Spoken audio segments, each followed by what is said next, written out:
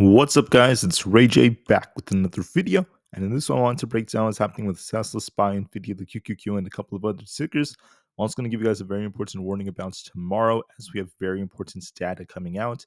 But just know that I am not a financial planner, so make sure you take nothing I say as financial advice.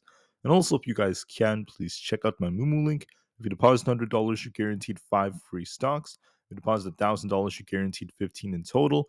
The offer ends very soon in about 2.5 weeks. So, anyways, just note that tomorrow is going to be Wednesday, and 1 hour before the market opens tomorrow, we have CPI data coming out. Now, we're expecting CPI to be basically the same as what we got from before. Pretty much everything's expected to be very, very similar. But the question remains, will it be a little bit hotter or not? And we will be expecting a very, very big move once that comes out. So just know this, the market has been dumping approaching this CPI report. Could that be a trap? Are we about to see a big bounce, or is the opposite about to happen? Well, as far as Tesla goes, we're holding above 400 very nicely. Our support's at 401.5 now. That's our 20 EMA. If Tesla loses that, 395 is the next support below that. If we get a hot CPI, we could see Tesla come right back down into like the 390s. And CPI is decent. Tesla could bounce off this and start trying to push back up towards all-time highs around, above 410, going all the way up to about 415. So we'll see which way this ends up going. But if you're holding anything overnight, please be careful because this data is coming out and we don't know exactly what's going to be causing. Also, when it comes to like SPY, right? SPY, at first, I was looking at like an inverse hand shows, but I said to watch and see if we hold our support. If we had lost 604, we were looking for 602. And that's what happened so far. We lost that support. You guys had the levels that I talked about. Now that 602 was made, okay, the question remains, will the market continue to collapse? If 602 fails us, we're looking for potentially 600 as a target, not to mention 598. If we get a hot CPI, we get a rug pull, yes, that those targets could come. If it's the opposite and we get a big bounce from here, we could be looking for an attempt to get back up to 605 plus. So for now, just know this, the market is weak, but nothing is guaranteed until we see CPI.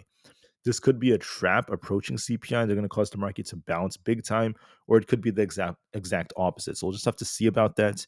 For now, just be careful. If you're holding anything overnight, be careful on SPY. Could go either way. Do we dump all the way down to 605.98, or do we bounce back up to 605 plus and then 607? Could go either way on this end. So we'll see about that. ES did hit a potential target about 6,040. This is going to be a critical support. We're at support on ES. Previous resistance becoming support right around this range. Do we bounce off this back up to about 60.60, or do we get a rug pull back down to 60.20? Could go either way, so we'll just have to see about that. For Nvidia, we've dipped a bit. We were trying to rebound and we failed. So the inverse head and shoulders like structure is still possible, but it hasn't really panned out so far. We're at support near 134. Will we bounce here and make our move back up towards the 140 area? Or do we get a rug pull and continue to dump to 130? Could go either way depending on CPI. So we'll see about that. The whole probe is still going on. That's why the share price has been dumping. Even Bitcoin dipped a little bit. We're currently at about 96,000. This thing could dip close to 95,000 or below towards the low of the day. But if we get a bounce, you want to see it reclaim 98,000. The year is not over. December is not over, so it's still possible the market bounces. So just be prepared for that. Now, this was very tricky. If you guys look at NQ, I called out how there's a possible head and shoulders. And if we lost support, we'd be watching this potentially pan out. There's a left shoulder here ahead, and then a right shoulder. So far, this panned out very nicely, hitting 21,360. If that fails us, 21,300 flat could be coming. We'll see if we bounce off that or not. On the QQQ, the same thing basically, right? We had a head and shoulders like structure. We did come down to 520. We still haven't filled that gap to 517. So will we dip a little bit more to fill the gap tomorrow and then bounce, or do we just straight up bounce from here? Could go either way on the QQQ. We'll have to see. It's going to likely close very close to 520. So we'll see about that just to be safe. Apple dumped and then it bounced very, very nicely. I think they had even more bullish news that came out. I think that there was some news that came out involving Taiwan. I'm going to talk more about that later on. But 248 is going to be the target. We're still fighting around it. If that breaks, 250 could be coming. So I think we're doing a good job at holding up at least thus far. For the IWM Russell 2000, this is dumping. It did attempt to rebound only to reject. So it's still technically on this downtrend. You guys can see we're on this downtrend in this channel. No sign of a break in that direction yet. So it's going to likely just continue to respect this. Could be retesting the 236 area, but otherwise it's still stuck.